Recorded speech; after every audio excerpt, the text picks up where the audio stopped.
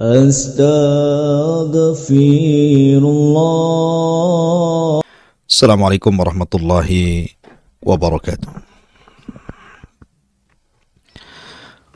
Bihamdillahi wassalatu wassalamu ala rasulillah wa ala alihi wa sahbihi wa mawalah wa la hawla wa la quwata illa billahi wa ba'du.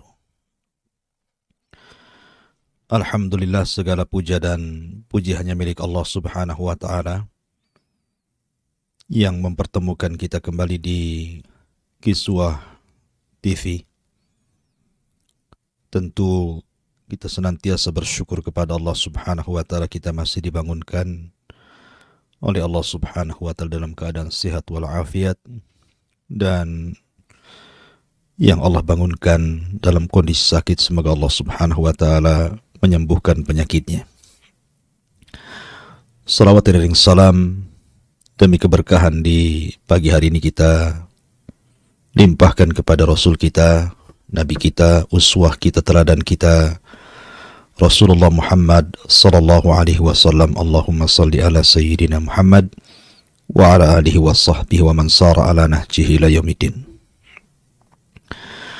Di pagi hari ini kita akan mengkisahkan satu kisah tentang nasib pemilik kebun yang tercantum dalam suratul Qalam. Tepatnya pada ayat ke-17 sampai kepada ayat 32. Ma'asyiral muslimin yang dimuliakan Allah subhanahu wa ta'ala, sebelum saya bacakan ayatnya dan bagaimana kisahnya dan apa yang akan kita ambil pelajaran dari kisah ini, kita berikan muqaddimah dulu bahwa setiap umat ini diberikan fitnah, ujian dari Allah subhanahu wa ta'ala. Dan Nabi SAW bersabda, dan fitnahnya umatku, kata Nabi SAW, adalah harta.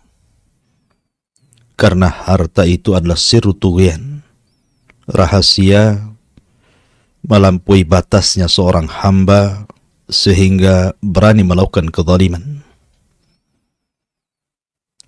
Sehingga Allah subhanahu wa ta'ala berfirman, kalla innal insana layatgha an ra'ahu istaghna. Manusia itu akan mudah melampaui batas, melakukan kezaliman, baik kepada diri sendiri ataupun kepada orang lain, ketika Allah subhanahu wa ta'ala memberikan kecukupan dalam kehidupannya. Oleh karena itulah maka Nabi SAW bersabda, malun saleh li rajulin saleh. Harta yang baik itu kalau yang mengelolanya orang baik. Tapi harta akan menjadi bencana kalau dikelola orang jahat. Maka dalam kisah ini kita akan melihat bagaimana manusia bermuamalah dengan harta. Kisah Ashabul Jannah, nasib pemilik kebun, rahasia di balik suratul Qalam. Allah subhanahu wa ta'ala berfirman, inna balawnahum kama balawna ashabal jannati id aqsamu la yasrimunnaha musbihin wa la yastathnun fatafa 'alaiha ta'ifun min rabbika wa hum naimun. Allah subhanahu wa ta'ala berfirman, sungguh kami telah menguji mereka. Maksudnya mereka di sini orang-orang musyrik Mekah. Sebagaimana kami telah menguji pemilik kebun ketika mereka bersumpah pasti akan memetik hasilnya pada pagi hari, tetapi mereka tidak mengecualikan dengan mengucapkan insya Allah. Lalu kebun itu ditimpa bencana yang datang dari Tuhanmu ketika mereka sedang tertidur. Ma'asyiral muslimin yang dimuliakan Allah Azza wa Jalla, terjadi khilaf pendapat di antara para ulama di mana kisah ini terjadi. Ada yang mengatakan bahwa kisah ini terjadi di sebuah negeri di Habasyah, sebagaimana dikatakan oleh Ikrimah rahimahullahu ta'ala, hum nasun minal habasyati. Mereka adalah manusia dari negeri Habasya, negeri Ethiopia. Ada juga yang mengatakan bahwa kejadiannya di sebuah desa namanya Darwan, 6 mil dari kota Son Ayaman. Di situ ada seorang yang sangat saleh, yang sangat dermawan, suka memberikan makan kepada fuqara wal masakin. Allah subhanahu wa ta'ala memberikan nikmat kepada orang ini, orang saleh ini, berupa kebun yang sangat-sangat luas. Dan hasilnya selalu menguntungkan pemiliknya. Disebabkan karena orang saleh ini, ketika panen dari hasil kebunnya membagi kepada 3 bagian. Sepertiganya diinfakkan kepada fuqara wal masakin, sepertiganya untuk dirinya dan keluarganya serta anak-anaknya, dan sepertiganya lagi dikembalikan kepada kebunnya. Begitulah berkahnya harta apabila disedekahkan. Nabi SAW bersabda, ma naqasa min malis sadaqah, ma naqasa min malis sadaqah, bal yazdad, bal yazdad, bal yazdad. Tidak mungkin berkurang harta yang disedekahkan, bahkan akan bertambah, bertambah, dan bertambah. La in syakartum la azidannakum wa la in kafartum inna adzabi lasyadid. Kalau kalian mensyukuri nikmat Allah Azza wa Jalla, Allah akan tambah nikmat kalian. Tapi kalau kufur, ingat, adab yang pedih menunggu kalian. Ma'asyiral muslimin yang dimuliakan Allah Azza wa Jalla. Ketika kemudian Allah Subhanahu wa ta'ala melimpahkan rizki karena orang saleh ini selalu bersyukur kepada Allah Azza wa Jalla dengan memuliakan manusia. Dan ingat bahwa siapapun yang memuliakan manusia, Allah muliakan. Dan siapapun yang menghinakan manusia, Allah hinakan. Orang saleh ini, Allah Subhanahu wa ta'ala anugerahkan 5 putra. Dari 5 putra ini, 1 di antara mereka mewarisi sifat bapaknya. Betul-betul mewarisi sifat bapaknya. Tetapi yang 4 orang ini sama sekali tidak mewarisi sifat bapaknya. Bahkan mereka adalah bukhala, orang-orang bakhil, dan orang-orang jahat. Ketika Allah Subhanahu wa ta'ala takdirkan orang soleh ini meninggal dunia, sehingga mewarisi kebun yang sangat luas, yang sangat banyak menghasilkan hasil buah-buahan sehingga mencukupkan untuk makan 1 tahun setiap panennya. Ketika ayahnya meninggal, maka tiba-tiba anak-anaknya ini melihat kebun itu betapa luasnya.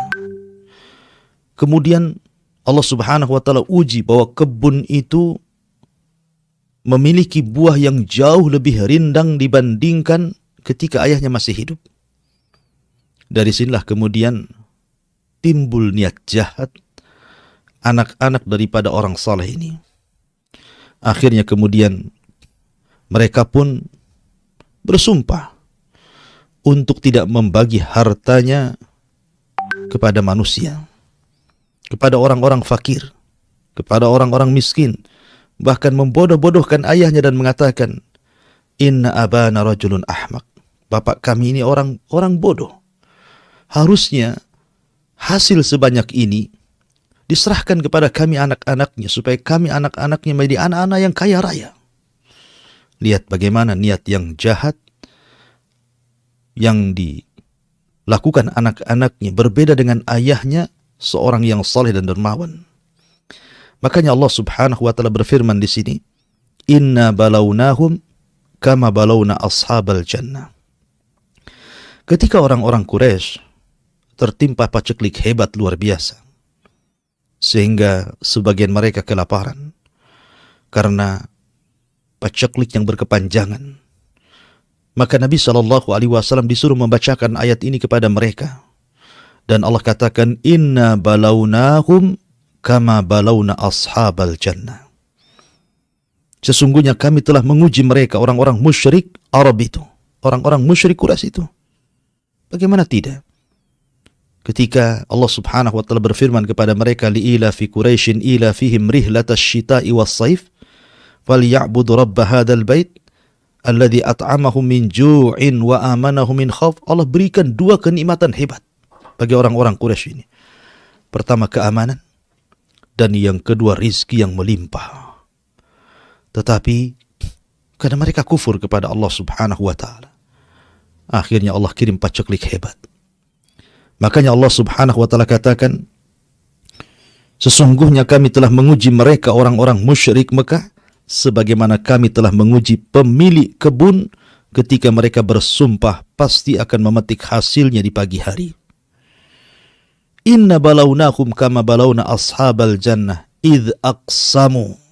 Ketika mereka bersumpah, la yasrimunnaha musbihin, mereka pasti akan memetik hasil kebun yang melimpah ruah ini. Ketika ayahnya meninggal dunia, kemudian mewarisi kebun yang sangat luas sekali, yang sangat menghasilkan dengan panen yang begitu banyak, maka anak-anaknya, mereka mulai melihat harta yang begitu banyak, mereka pun mulai berniat dengan niat yang sangat tidak baik, tidak terpuji. Mereka bersumpah tidak akan memberikan hasil yang akan dipanen mereka kepada orang-orang miskin, kepada fuqara wal masakin. Bahkan mereka digambarkan dalam Al-Quran wala yastathnun. Saking semangatnya mereka hendak memetik hasilnya, kemudian bersumpah untuk tidak memberikan kepada fuqara wal masakin sebagai zakat dan sedekahnya, wala yastathnun. Mereka sama sekali tidak akan mengecualikan kepada fuqara wal masakin. Ada juga yang mentafsirkan wala yastathnun itu artinya mereka lupa mengucapkan insya Allah. Jadi ketika mereka hendak berangkat memetik hasilnya, lupa mengucapkan insya Allah karena niat jahat mereka. Apa yang terjadi? Allah subhanahu wa ta'ala firmankan, fatafa 'alaiha ta'ifum mir rabbika wa hum naimun. Lalu kebun itu ditimpa bencana yang datang dari Tuhanmu ketika mereka sedang tertidur. Subhanallah. Rata-rata azab Allah subhanahu wa ta'ala itu terkadang Allah kirim di waktu manusia sedang lalai. Afa aminu makrallah. Apakah mereka merasa aman dari makar Allah subhanahu wa ta'ala? An ya'tiyahum bayata wa hum naimun. Ketika datang kepada mereka di malam hari mereka sedang tertidur? Ataukah datang kepada mereka di waktu duha mereka sedang bermain-main? Begitulah azab Allah subhanahu wa ta'ala. Rata-rata datang ketika lalainya manusia dan umumnya di malam hari. Kita lihat di negeri kita saja. Yang baru-baru ini terjadi musibah di Flores sana. Saya mendengar cerita bahwa musibah itu datang di malam hari. Anda bisa bayangkan batu-batu besar bisa menggelundung dari bukit-bukit dan gunung-gunung sehingga meratakan satu desa. Ratusan jiwa melayang, yang lainnya belum ditemukan. Dan itu kejadian di malam hari. Ya. Begitulah Allah subhanahu wa ta'ala apabila mengirim ujian berupa bencana, terkadang Allah subhanahu wa ta'ala kirim di saat manusia tidak sempat mereka bertobat kepada Allah azza wa jalla. Di saat mereka lalai, tertidur. Dari sini jangan pernah merasa aman dari makar Allah subhanahu wa ta'ala. Lihat ashabul jannah di sini. Lihat pemilik kebun ini dihancurkan oleh Allah subhanahu wa ta'ala di malam hari. Sementara mereka tidak mengetahui kalau kebunnya itu sudah tidak ada lagi. Lihat bagaimana Al-Quran menggambarkan. Allah mengatakan, فَأَصْبَحَتْ كَالصَّرِيمِ. Maka jadilah kebun itu hitam seperti malam yang gelap gulita. Di malam itu Allah subhanahu wa ta'ala kirimkan halilintar dengan percikan api sehingga membakar seluruh kebunnya. Sehingga di pagi hari mereka tidak tahu kalau kebunnya itu sudah menjadi gelap gulita, menjadi gosong karena terbakar api yang Allah kirimkan kepada kebunnya. Hilang hasilnya. Bahkan pohon-pohonnya pun ikut mati karena terbakar. Fa'asbahat kassarim. Fatanadaw musbihin. Lalu di pagi hari mereka saling memanggil. Mereka saling menemui saudara-saudara mereka. Ayo kita persiapan. Hari ini kita akan panen besar. Hari ini kita akan kaya. Hari ini kita akan memetik hasilnya. Kita akan kaya raya. Seolah-olah mereka mengatakan mereka tidak tahu kalau kebunnya sudah tidak ada lagi. Maka Allah subhanahu wa ta'ala katakan, Anighdu ala harthikum in kuntum sadikin. Pergilah pagi-pagi ke kebunmu jika kamu hendak memetik hasilnya. Fantalaku wahum yatakhafatun alla yadkhulannaha al-yawma 'alaikum miskin. Dan berangkatlah mereka pada pagi hari itu dengan niat hendak menghalangi orang-orang miskin, padahal mereka mampu untuk menolongnya. Subhanallah. Harta sebanyak itu, kalau seandainya mereka bagikan kepada fuqara wal masakin, tidak akan habis dimakan 1 tahun. Tapi karena niat yang jahat, kebakhilan yang tertanam di hati-hati mereka, mereka rakus dengan dunia, akhirnya mereka pun berniat untuk tidak menolong para fuqara wal masakin, tidak sebagaimana ayah mereka semasa hidupnya, seorang yang saleh, yang selalu membagi sepertiga hartanya untuk fuqara wal masakin, sehingga Allah jaga kebunnya, Allah jaga hasilnya. Ingat sebuah riwayat, ketika ada seorang laki-laki di zaman Bani Israel atau di zaman yang lainnya, sebutkan dalam Sahih Bukhari, seorang laki-laki ini berjalan di kebun. Tiba-tiba melihat ke langit ada awan hitam yang sedang berjalan. Subhanallah, di balik awan itu ada suara. Asqi hadiqata fulan. Hujani kebunnya si fulan ibn fulan. Laki-laki yang berjalan di ladang ini kaget. Kenapa ada suara di balik awan hitam? Penasaranlah dia. Diikuti awan itu.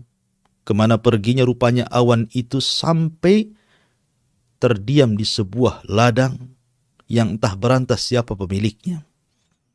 Tiba-tiba kemudian turun hujan dari awan hitam itu. Anehnya hujan ini hanya menghujani ladang sepetak itu saja, sementara kiri kanannya tidak dihujani. Penasaranlah anak muda ini, menunggu siapa pemiliknya. Sampai akhirnya datanglah pemiliknya. Kemudian ditanya, wahai fulan, nama kamu siapa? Maka pemilik kebun ini mengatakan, fulan ibn fulan. Terperanjatlah anak muda ini karena nama itu adalah nama yang disebut-sebut di balik awan itu. Persis seperti nama yang disebut-sebut di balik awan itu. Akhirnya dia pun penasaran bertanya, Mada tasna ya fulan? Apa yang kau lakukan dengan kebunmu ini, wahai fulan? Kenapa dari tadi aku melihat ada awan hitam, kemudian aku ikuti, tiba-tiba kemudian menghujani ladangmu saja, sementara ladang orang lain tidak? Maka orang ini mengatakan, aku tidak tahu. Aku hanya mengamalkan kalau seandainya ladangku panen, aku hanya membagi 3 ladang ini. Hasilnya aku berikan kepada sepertiganya kepada fuqara wal masakin, sepertiganya untuk diriku dan keluargaku, dan sepertiganya untuk modal untuk dikembalikan ke ladang. Lihat bagaimana Allah Subhanahu wa ta'ala menggambarkan orang-orang yang bersedekah. Allah jadikan ladangnya berkah. Karena dia memuliakan fuqara wal masakin, maka Allah muliakan dia. Irhamu man fil ardi sayarhamukum man fis sama. Sayangi orang-orang fuqara wal masakin di bumi, maka Allah Subhanahu wa ta'ala di langit akan menyayangi kalian. Ma'asyiral muslimin yang dimuliakan Allah Subhanahu wa ta'ala, fantalaku, mereka pun berangkat ke ladang mereka. Wahum yatakhafatun, mereka berbisik-bisik satu dengan yang lainnya. Lihat bisikan-bisikan mereka. Alla yadkhulannahal yawma 'alaikum miskin. Pada hari ini jangan sampai ada orang miskin masuk ke kebun kamu. Kita jaga kebun ini. Jangan ada fuqara wal masakin masuk lagi. Padahal para fuqara wal masakin semasa bapaknya hidup, mereka menanti-nanti kapan ladang itu berbuah, kapan ladang itu berbuah. Apabila sudah berbuah, mereka senang, gembira, karena mereka mendapatkan bagian dari ladang itu. Sehingga Allah Subhanahu wa ta'ala jaga ladang itu dengan keberkahan. Ketika ayah mereka sudah meninggal, apa yang terjadi? Orang-orang miskin itu hanya melihat dari jauh. Mereka tidak mendapatkan apapun dari hasil ladang itu. Subhanallah, bakhilnya mereka. Akhirnya apa yang terjadi? Allah Subhanahu wa ta'ala mengatakan, wa ghadaw ala hardin qadirin falamma ra'awha qalu inna ladhallun. Maka ketika mereka melihat kebun itu, mereka berkata, sungguh kita ini benar-benar tersesat jalan. Jadi ketika mereka melihat kebun itu, mereka tidak yakin bahwa itu kebun mereka. Karena kebun mereka itu siap panen. Pohon-pohon yang sangat hijau dengan buah-buahan yang ranum siap petik. Tiba-tiba kebun mereka menjadi gosong, hitam, seolah-olah habis terbakar di malam hari. Tidak ada satupun tumbuhan yang hidup. Tidak ada satupun buah yang bisa dipetik. Semua hancur berantakan. Karena Allah subhanahu wa ta'ala mengadab di malam hari. Sehingga mereka mengatakan, jangan-jangan ini bukan kebun kami. Jangan-jangan kami nyasar jalan. Jangan-jangan kebun kami di sana di sini.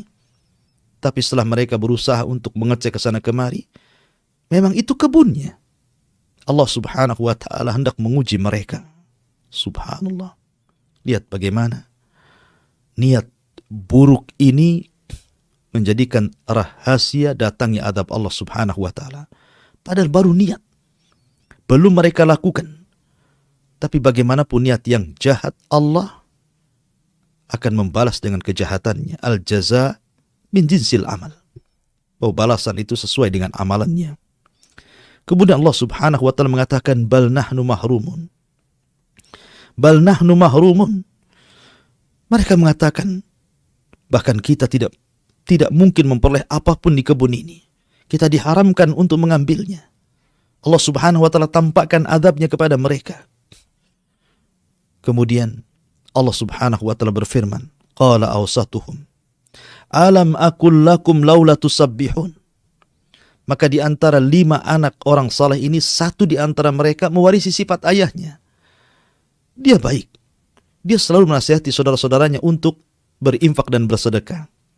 Sehingga ketika melihat kejadian seperti ini, berkatalah awsatuhum, orang yang berakal di antara mereka, orang yang bijak di antara mereka, bukankah aku telah mengatakan kepada kalian, mengapa kamu tidak bertasbih kepada Tuhanmu? Abdullah ibn Abbas radhiyallahu anhu memberikan catatan. Maksud tasbih di sini seolah-olah dia mengatakan, bukankah sudah kukatakan sebelum kita berangkat ke ladang kita salat dulu. Arti tasbih di sini artinya salat, mendekatkan diri kepada Allah subhanahu wa ta'ala. Ya, karena salat itu sendiri dalam Al-Quran Allah katakan, inna salata tanha anil fahsya'i wal munkar. Salat itu bisa mencegah perbuatan keji dan mungkar. Artinya kalau seandainya mereka salat dulu, boleh jadi niat jahat itu bisa hilang. Tapi karena mereka tidak mendekatkan diri kepada Allah, hawa nafsu sudah menguasai mereka, mereka lupa diri. Seolah-olah mereka akan beruntung, tapi rupanya mereka malah buntung, tidak mendapatkan apapun. Ada juga yang mengatakan bahwa yang dimaksud tasbih di sini mengucapkan kalimat insyaallah, wala yastathnun. Mereka lupa mengucapkan insyaallah. Ingat bahwa kalimat insyaallah ini kalimat berkah. Siapapun yang mengucapkannya wufik akan diberikan taufik. Jangankan kita, para nabi dan rasul, ketika mereka lupa mengucapkan insyaallah, apa yang terjadi? Allah uji mereka. Sekelas Nabi Musa alaihi salatu wassalam, kurang apa Nabi Musa itu? Seorang nabi, seorang rasul, ulul azmi. Bahkan dia nabi pilihan dari nabi-nabi Bani Israel. Kalimullah. Dan dia juga salah satu nabi yang ditemui Rasul dalam peristiwa Mi'raj. Ketika dia sedang berkhutbah, datang seorang laki-laki mengatakan, ya Musa, adakah orang yang lebih alim dari dirimu? Musa nampak sifat kemanusiaannya dan mengatakan tidak ada. Lupa dia mengucapkan insyaallah. Harusnya dia mengatakan insyaallah tidak ada. Sebenarnya kalimat Nabi Allah Musa ini tidak salah. Karena memang di zaman itu tidak ada orang yang lebih alim melebihi Nabi Musa alaihi salatu wassalam. Hatta Harun sekalipun, saudaranya. Tetapi ketika Allah subhanahu wa ta'ala melihat Nabi Musa tidak menggantungkan kepada masyiahnya, kehendaknya, maka Allah pun kemudian menguji Musa dan mengatakan ada.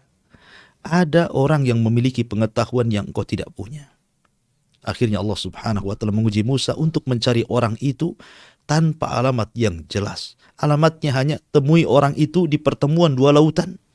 Dan cirinya ketika ikan asin yang kau bawa itu hidup kemudian loncat di sungai, maka ikutilah aliran air, aliran ikan itu, kau akan berjumpa dengan orang yang jauh lebih alim dibandingkan dirimu. Maksudnya Khadir alaihi salam. Lihat bagaimana Musa diuji oleh Allah Azza wa Jalla. Bahkan bukan Musa saja, Nabi kita Muhammad sallallahu alaihi wasallam. Ketika orang-orang musyrik Adabahan dari orang-orang Yahudi Madinah dengan 3 soalan yang ditanyakan kepada Nabi sallallahu alaihi wasallam, kata orang Yahudi, tanyakan kepada yang mengaku nabi di daerahmu di Mekah itu dengan 3 soalan. Kalau dia sanggup menjawab, memang dia seorang nabi. Tapi kalau tidak sanggup menjawab, dustakan kenabiannya. Pertama, tanyakan kepada dia soal ruh. Yang kedua, tanyakan kepada dia soal makanan yang pertama dimakan penduduk surga. Dan tanyakan pula kepadanya seorang laki-laki yang keliling dunia yang hanya mendakwahkan kepada Allah subhanahu wa ta'ala. Dalam riwayat, tanyakan pula anak-anak muda yang terjerembab dalam gua. Berangkatlah orang musyrik dengan bahan dari orang Yahudi ini, hendak mengolok-olok Nabi sallallahu alaihi wasallam. Dan mereka mengatakan, ya Muhammad, kalau engkau seorang nabi, kami memiliki 3 soalan. Kalau kau bisa menjawab, kami beriman. Tapi kalau kau tidak bisa menjawab, maka kami dustakan kenabianmu. Mendengar mereka berjanji akan beriman, tentu Rasul senang. Akhirnya Nabi SAW mengatakan, Ghadan, besok jawabannya akan ada. Rasul lupa mengucapkan insya Allah. Apa yang terjadi? Ketika keesokan hari, Jibril tidak turun berikan jawabannya. Hari kedua, hari ketiga, hari keempat, sampai 15 hari, Jibril pun tidak kunjung. Sesaklah hati Nabi SAW karena orang-orang sudah mulai kerusuk membicarakan soal kedustaan Nabi SAW. Sampai ketika sempit dadanya, barulah Jibril turun memberikan jawabannya. Lihat, makanya pentingnya mengucapkan insya Allah. Bahkan kalaupun diucapkan orang jahat sekalipun seperti Ya'juj dan Ma'juj, ketika pimpinan mereka diilhamkan mengucapkan kalimat insya Allah, nahfiru ghadan insya Allah, kita gali lagi besok insya Allah. Akhirnya jebolah benteng Dzulqarnain dan Ya'juj dan Ma'juj bisa keluar di akhir zaman karena ucapan insya Allah. Maka sama di sini, ketika orang-orang ini tidak mengucapkan insya Allah, akhirnya Allah azab mereka, kebunnya dihancurkan, dilantakkan sehingga tidak ada satupun yang bisa dimakan. Gosong seperti malam hari, gelap gulita. Sehingga akhirnya mereka mengatakan, qalu subhana rabbina inna kunna zalimin. Subhana rabbina inna kunna zalimin. Mereka mengatakan, maha suci Tuhan kami, sungguh kami adalah orang-orang yang zalim. Terkadang orang sadar itu kalau sudah diberikan musibah. Betapa banyak orang-orang yang kemudian sadar di penjara. Betapa banyak orang itu ketika sehatnya dia kufur, ketika dia sakit dia baru sadar. Betapa banyak orang ketika kaya dia zalim, ketika dia miskin dia baru sadar. Lihat, orang ini baru sadar. Apakah seperti itu? Setiap ditimpa musibah baru sadar? Sebaiknya jangan seperti itu. Bagaimanapun, musibah ini tidak tahu. Jangan-jangan musibah ini kemudian menimpa kepada kita, mengalami kematian bagi kita, tanpa sempat kita bertobat kepada Allah Azza wa Jalla. Ya, kalau seandainya tidak sempat musibah yang mematikan, kalau sampai mematikan, sementara kita tidak bertobat kepada Allah, apa yang Anda lakukan di hadapan Allah Subhanahu wa Ta'ala?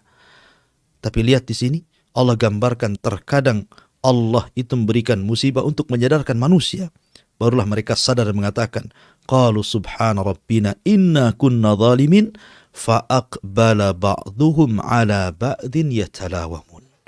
Mulailah mereka saling menyalahkan satu dengan yang lainnya. Itu gara-gara kamu. Yang satu mengatakan gara-gara kamu. Yang satu mengatakan kamu. Ya, akhirnya satu dengan yang saling menyalahkan. Kamu yang punya ide, kamu yang punya pendapat. Gara-gara kamu seperti ini dan seperti itu. Menyalahkan satu dengan yang lainnya. Qalu ya wailana inna kunna taghin. Mereka berkata, celaka kita. Sesungguhnya kita adalah orang-orang yang melampaui batas. Ya, karena harta itu sirru tughyan. Harta itu rahasia orang melampaui batas. Makanya kenapa ada sebuah riwayat walaupun dilemahkan oleh para ulama, tapi maknanya sahih, riwayat Al-Baghawi. Terkadang Allah Subhanahu wa Ta'ala sengaja tidak memberikan kekayaan kepada orang miskin, karena kalau seandainya dia kaya, mungkin dia lebih melampaui batas kepada Allah. Atau terkadang Allah Subhanahu wa Ta'ala tidak menjadikan orang itu miskin dan Allah memberikan kekayaan, sebab kalau dia miskin, bisa saja kemudian dia lebih durhaka kepada Allah Azza wa Jalla. Atau mungkin orang yang sakit diberikan sehat, sengaja Allah lamakan sakitnya, sebab kalau dia sehat makin bermaksiat kepada Allah Azza wa Jalla. Atau mungkin sebaliknya, Allah tidak berikan penyakit sebab kalau Allah berikan sakit, boleh jadi kemudian dia kufur kepada Allah Subhanahu wa taala. Ya, ada hamba-hamba yang seperti itu. Ya, ma'asyiral muslimin yang dimuliakan Allah Subhanahu wa taala. Asa rabbuna an yubdilana khairan minha inna ila rabbina raghibun. Mudah-mudahan Tuhan memberikan ganti kepada kita dengan kebun yang lebih baik daripada yang ini. Sungguh kita mengharapkan ampunan dari Tuhan kita. Ya, harusnya seperti itu. Orang yang berbuat dosa harus minta ampun kepada Allah Azza wa Jalla, istighfar. Karena Allah yang mengatakan faqultu astaghfiru rabbakum innahu kana ghaffara yursilis sama 'alaikum midrara wa yumdidkum bi amwalin wa banin wa ja'alnakum jannatin wa ja'alnakum anhara. Allah mengatakan dalam Al-Quran, bukankah sudah kukatakan beristighfarlah kepada Allah, karena dia zat yang maha pengampun lagi maha pengasih. Sebab kalau kalian memperbanyak istighfar, yursilis sama 'alaikum midrara, terkadang Allah akan banjiri kalian dengan hujan yang akan menyuburkan lahan dan ladang kalian. Bahkan Allah akan berikan banyak kekayaan dan keturunan, dan Allah akan hijaukan kebun-kebun kalian, dan Allah akan alirkan sungai-sungai kalian. Begitulah faedah istighfar. Makanya kenapa istighfar ini adalah sirrul barakah. Orang yang banyak istighfar, rahasia hidupnya diberkahi Allah Subhanahu wa taala. Kemudian Allah Subhanahu wa taala katakan kadzalikal adzab wala adzabul akhirati akbar law kanu ya'lamun. Allah mengatakan seperti itulah adab Allah di dunia. Dan sungguh adab akhirat lebih besar sekiranya mereka mengetahui. Subhanallah. Kalau seandainya Allah Subhanahu wa ta'ala tidak mengadab manusia, menyegerakan di dunia, dan Allah gabungkan adab di akhirat, semuanya tidak akan ada yang selamat. Bahkan tidak ada orang yang masuk surga. Tapi terkadang Allah Subhanahu wa ta'ala dengan keadilannya terkadang menyegerakan adab di dunia sebagai kafarah dosa-dosanya. Begitulah Allah Subhanahu wa ta'ala menjanjikan kepada hamba-hambanya. Tapi ada dua dosa yang azabnya lipat, di dunia juga diberikan, di akhirat juga menunggunya. Nabi SAW mengatakan, ma min dzambin ajjalallahu uqubatahu fid dunya qabla al-akhirah al-baghyu wa qati'atur rahim. Kata Nabi SAW, ada satu dosa yang Allah segerakan azabnya di dunia, sementara di akhirat azabnya juga menunggu. Pertama, al-baghyu, melampaui batas, kezaliman, durhaka kepada manusia, tidak punya rahmat kepada manusia, berbuat zalim kepada manusia, dan juga pemutus silaturahim. Maka azabnya lipat. Di dunia disegerakan, di akhirat menunggunya, na'udzubillah. Maka orang-orang ini ashabul jannah ini zalim. Mereka tidak meneruskan budaya ayahnya. Mereka menahan zakat. Sementara Nabi SAW mengatakan, seandainya manusia itu muni'u zakata amwalihim illa ukhidu bis sinin. Ketika mereka mencegah zakat-zakat harta mereka, maka mereka akan diazab dengan paceklik yang hebat, kata Nabi SAW. Ma'asyiral muslimin yang dimuliakan Allah Subhanahu wa ta'ala. Beginilah kisah ashabul jannah. Kisah yang mengerikan. 3 anak orang saleh menjadi ibrah bagi dunia, bagi Anda pemilik harta. Apakah menunggu Allah Subhanahu wa ta'ala akan mengirim azab kepada kalian? Ataukah Anda menjadikan harta Anda berkah dengan cara memperbanyak zakat dan sedekah? Ma'asyiral muslimin yang dimuliakan Allah Azza wa Jalla. Ada faedah dari kisah ini. Yang pertama, tentang bahayanya niat jahat. Jangan pernah memiliki niat jahat. Karena niat jahat itu adalah rahasia turunnya azab Allah Subhanahu wa ta'ala. Lihat kisah ini. Ketika 5 orang ini, atau 4 orang yang satunya orang yang berakal ini, niat jahat untuk tidak memberikan sebagian harta mereka kepada fuqara wal masakin, padahal sudah budaya bapak-bapak mereka seperti itu. Niat jahat mereka, al jaza'u min jinsil amal, bahwa balasan itu disesuaikan dengan pekerjaannya. Ketika ada niat jahat, Allah balas dengan kejahatan. Yang kedua, terkadang Allah Subhanahu wa ta'ala membiarkan manusia dalam kondisi seperti itu. Mungkin dia kaya, kalau difakirkan dia makin kufur. Mungkin dia fakir, kalau dikayakan dia kufur. Mungkin dia sakit, kalau disehatkan dia kufur. Mungkin dia sehat, kalau disakitkan dia kufur. Ya, terkadang manusia seperti itu. Ada orang-orang tertentu yang Allah subhanahu wa ta'ala biarkan dia kaya, biarkan dia miskin, biarkan dia sakit, biarkan dia sehat. Sebab kalau seandainya Allah berikan nikmat lebih, mereka akan kufur. Yang ketiga, bahwa siapapun yang bersedekah, ingat, Al-Quran sudah mengatakan bahwa sedekah itu akan berkah dan bertambah. Nabi SAW yang mengatakan, bal yazdad, bahkan akan bertambah dan bertambah dan bertambah. Jangan seperti paradigma sekuler, yang kalau seandainya kita infak 1 juta, hilang 1 juta dalam dompet. Tapi gunakan paradigma Al-Quran yang kalau Anda sedekah 1 juta akan dilipat gandakan 700 kali lipat. Dan yakinlah janji Allah subhanahu wa ta'ala, innallaha ghaniyun hamid. Allah itu zat yang paling kaya. Kalaupun satu dunia ini meminta kepada Allah, kemudian Allah subhanahu wa ta'ala berikan setiap permintaannya, itu hanya seperti setetes yang ada di ujung jarum yang dicelupkan di tengah lautan.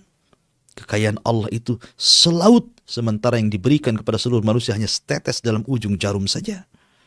Karena Allah itu kaya raya. Ya, maka yakin dengan janji Allah subhanahu wa ta'ala. Kemudian yang keempat, bahwa balasan itu sesuai dengan amalannya. Barang siapa yang menuai kebaikan, barang siapa yang menanam kebaikan, maka dia akan menuai kebaikan. Barang siapa yang menanam keburukan, maka dia akan menuai keburukan. Wa man ya'mal mithqala dzarratin khairan yarah, wa man ya'mal mithqala dzarratin syarran yarah. Siapapun yang beramal kebaikan walaupun sebiji zarah, tetap ada balasannya. Siapapun yang beramal keburukan walaupun sebiji zarah, tetap ada balasannya. Oleh karena itulah maka rajin-rajinlah berbuat kebaikan supaya Anda akan menuai kebaikan. Dan ingat, sudah banyak kejadian-kejadian di masyarakat. Orang-orang yang sukses karena mereka rajin bersedekah. Dan orang-orang yang gulung tikar karena mereka bakhil, tidak mau bersedekah. Lihat dalam Al-Quran. Lihat kisah Qarun dan Sulaiman. Qarun dulunya orang ahli ibadah. Seorang tarannum Taurat terbaik, bahkan suaranya indah, dicintai manusia. Tapi ketika diuji oleh Allah subhanahu wa ta'ala dengan kekayaan yang melimpah, kufurlah dia. Dan dia mengatakan kepada hartanya, innama utitu min ilmin indi. Harta ini aku punya karena kemampuanku, aku bisa kaya, bukan karena Allah azza wa jalla. Akhirnya Allah katakan, wa khasafna bihi wa bidarihil arda. Kami tenggelamkan Qarun dan seluruh hartanya ke dalam bumi.